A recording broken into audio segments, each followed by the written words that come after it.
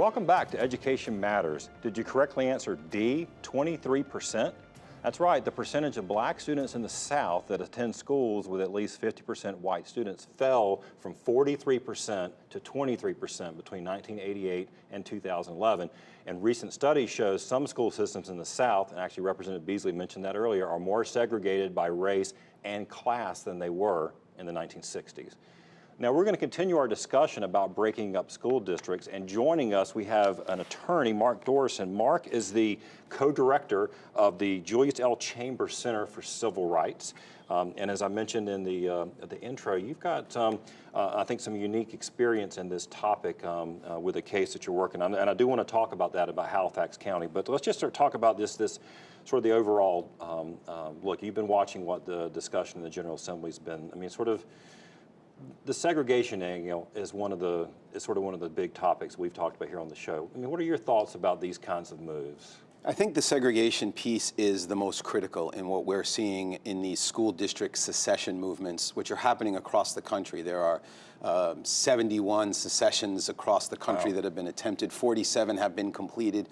And the consistent theme we see is a segregation by race and class, as you mentioned, in all of these districts, typically motivated by wealthier white communities seeking to withdraw from more racially diverse, economically diverse, larger systems. Right.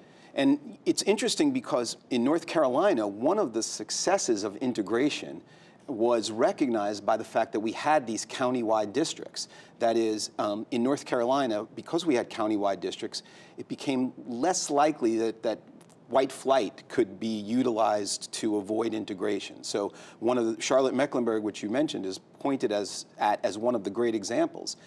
It's well recognized that because it was a unified district, that's why integration was so successful. Right. Similarly, in we had the trend in North Carolina has been towards consolidation as a tool of integration. What, 165, 170 school districts in the early 60s to we have 115 right now. So that's right, and in many of those, including in Wake County, including in Pitt County, including in Durham County, the primary motivation, or one of the primary motivations, was addressing the continuing segregation. Right. Now, one of the things, Mark, that talking about, I mean, look, segregation, resegregation, I mean, this is pretty loaded stuff. I mean, it can be uncomfortable. We have a lot of uncomfortable conversations on this show about race. But, because we think, look, we believe also that parents should have choices, and that parents obviously, they know what's best for their children, and if they want to make those decisions, they should be able to do that. But I guess as a community, as a society, as a state, sort of how do you balance that with understanding that segregated schools, just the research, just don't work for really all students. They don't work for black students, Latino students, white students. The integrated schools are a much better model. I mean, the research is pretty clear.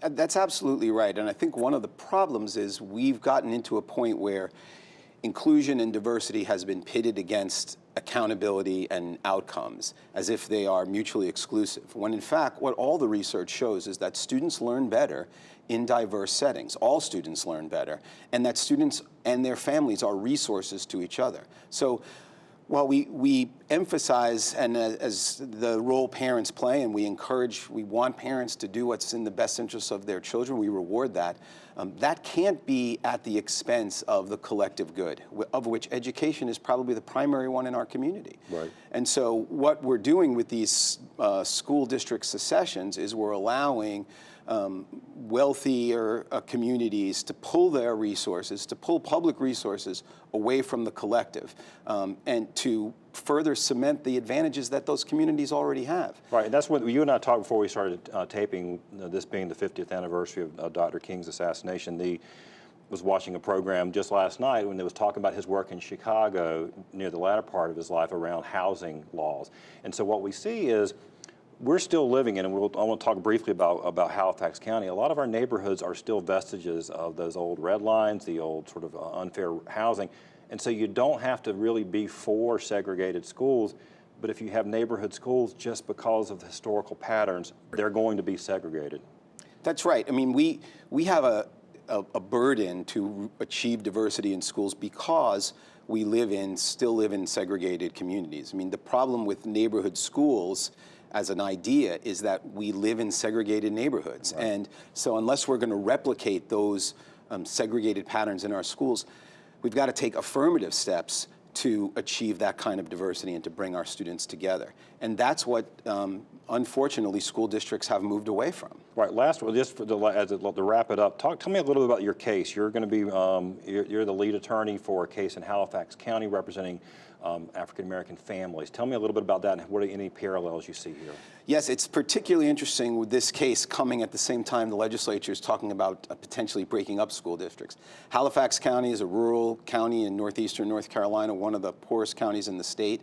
And they have 3 separate school districts that serve just over 6,000 students.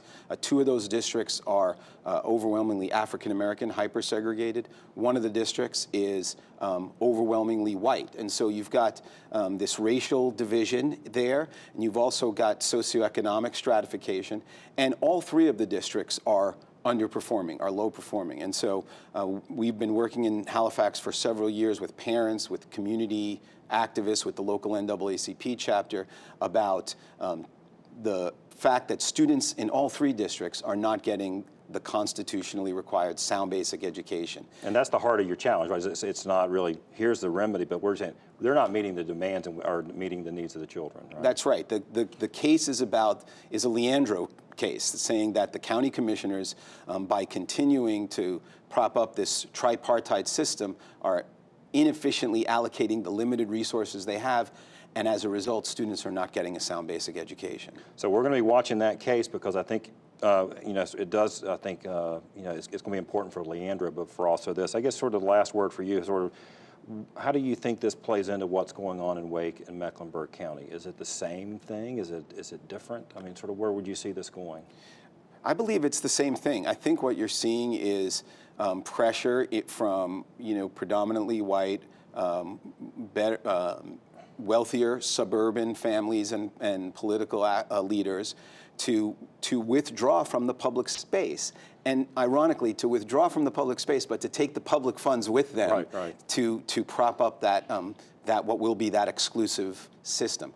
And so not only will you have, as Representative Beasley said, these have and have-nots, you'll have these more advantaged suburban districts, and you'll have the folks who are left behind in the countywide districts with less resources to serve what will likely be higher need students. Right, right. Well, look, we appreciate you coming on the show today to talk about it. It's going to be interesting to watch how your case unfolds and keep an eye on what's going on here at the legislature. So, Mark, thanks for being on today. It's been my pleasure. Appreciate it.